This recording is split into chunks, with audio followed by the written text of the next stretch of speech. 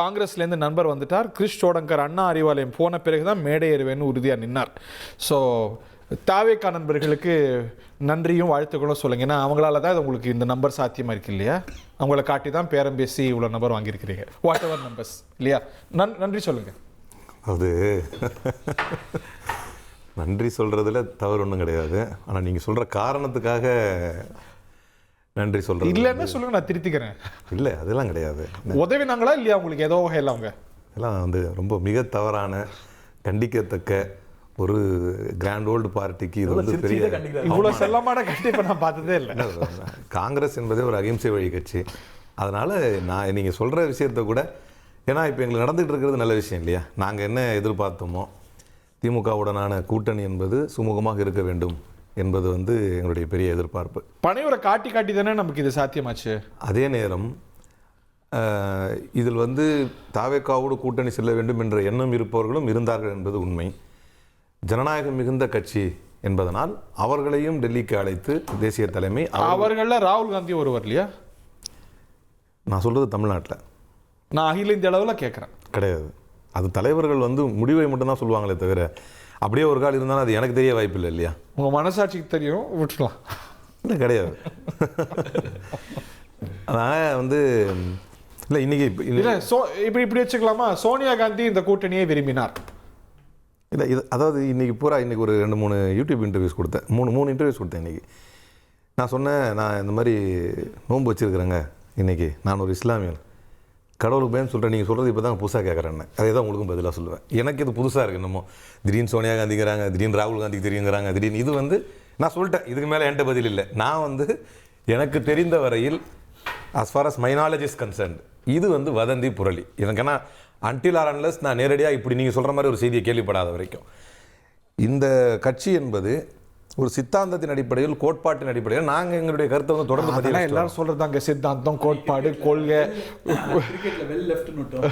அதுதான் இல்லை. அதை நீங்கள் அப்படி தான் சொல்லி ஆகணும். ரொம்ப சரியாக இந்த நிலைப்பாட்டில் அவர் தொடர்ந்து இருந்துட்டு வந்திருக்கிறார். இன்றைக்கி என்ன நிலைப்பாடை காங்கிரஸ் எடுத்திருக்கோ அதுதான் சொல்லி வராருங்கிறத பார்க்கணும். எனக்கு தெரியாது புரியாதுன்னு சொல்கிறார், அவருக்கெல்லாம் புரியும்னு நினைக்கிறேன். Prakash sir, throw some light. அம்மாவுக்கு ஒரு விருப்பம், பையனுக்கு ஒரு விருப்பம் இல்லையா? இதில் வந்து செல்வ பெருந்தகை கிட்ட ராகுல் காந்தி நேரடியாக பேசின தகவல் இருக்குது என்கிட்ட. 35 சீட்டுக்கு குறைவாக இருந்தால் நாம் நண்பர்களாக பிரிஞ்சிருவோம் அப்படின்றதான் ராகுல் காந்தி சொன்ன விஷயம். ஆட்சியில் அதிகாரம், ஆட்சியில் பங்குன்றலாம் முன்னாடியது. அதுக்கப்புறம் லேட்டர் ஸ்டேஜில் செல்வ பெருந்தகை கிட்ட நேரடியாக கூப்பிட்டு அவர் திமுக முகாமில் தொடர்பு இருக்கிறவர்னு தெரிஞ்சு ராகுல் காந்தி சொன்ன தகவல் வந்து 35 சீட்டு. ஆனால் கண்டிப்பாக இன்றைக்கி 35 சீட் இல்லை, அதை விட குறைவாக தான் வந்திருக்கு. அப்போது ராகுல் காந்தி இந்த கூட்டணிக்கு எதிராக இருந்தார். அதே நேரத்தில் சோனியா காந்தி வந்து இந்த கூட்டணியை கலைஞரோடு சேர்ந்து உருவாக்குனவங்க, அவங்க இந்த கூட்டணிக்கு ஆதரவாக இருந்தாங்க அப்படின்றதும் நமக்கு கிடைக்கக்கூடிய செய்தி தான். இன்க்ளூடிங் பிரியங்கா காந்தி. ஒரு nuance பார்ப்போமேனா, we can take the best out of it னு ராகுல் காந்தி நினைச்சிருக்க கூடாதுல. கூட்டணியில இருந்து வெளியேறணும்ங்கிறது அவருடைய எண்ணமா? அவருடைய எண்ணம் அப்படின்னா he could have prevailed இல்லையா? I'm just playing the devil's advocate. நான் அப்படியே மாத்தி பேசுறேன். Correct, super, devil advocate correct. But Manickam Thakur யாரு? பிரவீன் சக்கரவர்த்தி யாரு? மற்றபடி பேசின ஆட்கள்லாம் யாரு? எல்லாம் ராகுல் காந்தியோட மீட்டிங் முடிச்சுட்டு வந்த அப்புறம் தான் கிரீஷ் ஜோடங்கர் வந்து இத்தனை பத்திரிகைகளுக்கு பேட்டி கொடுத்தாரு. இப்படிலாம் ரியாக்ட் பண்ணார். லாஸ்ட் மினிட் வரைக்கும் கிரீஷ் ஜோடங்கர் அதெல்லாம் ரியாக்ட் பண்ணிட்டு இருந்தாரு. குட் காப் பேட் காப் விளையாடி இருப்பாங்க. ஒரு சிலர் இந்த மாதிரி பேசுறது, ஒரு சிலர் அந்த மாதிரி பேசுறது, அது கூட்டணி யுக்தியில நம்ம பார்த்தது கட்சிகள் செய்வதுதானே. கூட்டணி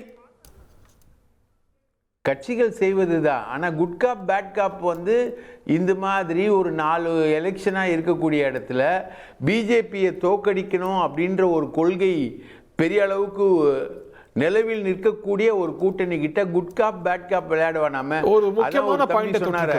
இப்போ வந்து கூட்டணி தர்மத்துக்கு இது சரியா? 3 சீட் அதிகமா. உங்களுடைய மத்த ரீஜனல் அலைஸ் உங்களை எப்படி பார்ப்பாங்க?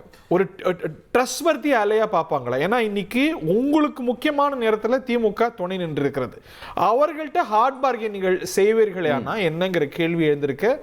இந்த ஒப்பந்தம் கையெழுத்தாகிறது, ஆனா அந்த ஒரு ட்ரஸ்ட் அப்படிங்கிறது ஏரோட இருக்கிறதா பார்க்கல உங்களுடைய செயல்பாட்டின் மூலமா. அதுதான் நான் இடையில சொல்ல வந்தேன். அப்படி ஒரு கால் வந்து கூட்டணியில் அதிக இடங்களை பெற வேண்டும் என்பது எங்கள் தலைவர் ராகுல் காந்தி அவர்கள் வந்து அவர் சொன்ன மாதிரி, அவர் சார் சொன்ன மாதிரி இருப்பது என்றது நியாயமான ஒரு விஷயம். ஏன்னா ஒரு தனி கட்சியாக, கூட்டணி கட்சி தான் ஆனால் நம்ம தனியான கட்சி அப்படிங்கிற போது நமக்கான அங்கீகாரம் அதில் இருக்க வேண்டும் என்பதற்காக நிர்பந்தங்களை வைத்து என்பதற்காக உறுதியாக நின்றதுல வந்து எந்த தவறும் கிடையாது. நீங்க மட்டும் இல்ல, எந்த கட்சியும் செய்யணும். It is there to enhance its interest. ஆனா அது எப்படி செஞ்சீங்கிறத எப்படி செஞ்சோம்? இப்போ வந்து ஒரு சிலர் வந்து உங்க கட்சியிலேயே நிர்வாகிகளா இருக்கிறவங்க அரச விமர்சனம் செய்யறது, விசில் படத்தை போடுறது, ஆட்சியிலையும் பங்கு அதிகாரத்திலையும் பங்கு, நீ எப்பயும் கேட்காம எலெக்ஷன் இருக்கத்துல கேட்கறது, இதெல்லாம் மத்த ரீஜனல் அலை சொய்யோ இவங்க இப்படிதான் நடந்துப்பாங்க அப்படின்னு உங்களுடைய புரியலன்னா மற்ற ரீஜனல் ஆலியஸ் நடந்துக்கிற மாதிரி தான் நாங்களும் நடந்துக்கணும்னு ஒன்று கட்டாயம் இல்லையே.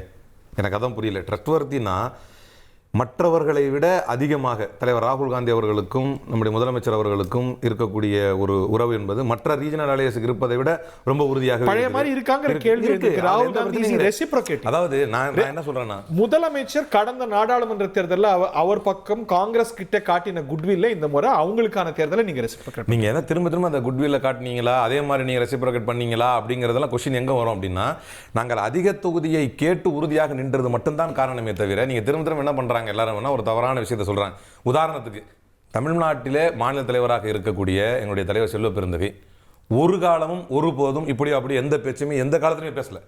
மிகச்சரியா பேசலாம். ஏன்னா அவர் தான் அதுக்கான முழு பொறுப்புடையவர், அதற்கான முழு அதிகாரம். மேல ஒருத்தர போட்டு வச்சிருக்கீங்களா கிரிஷ் சோடங்கர்? அவர் மாத்தி நான் சொல்றது அறிவிப்புகள் சொல்வதற்கு அவர் தாவேக்கோட பேசுறாரு.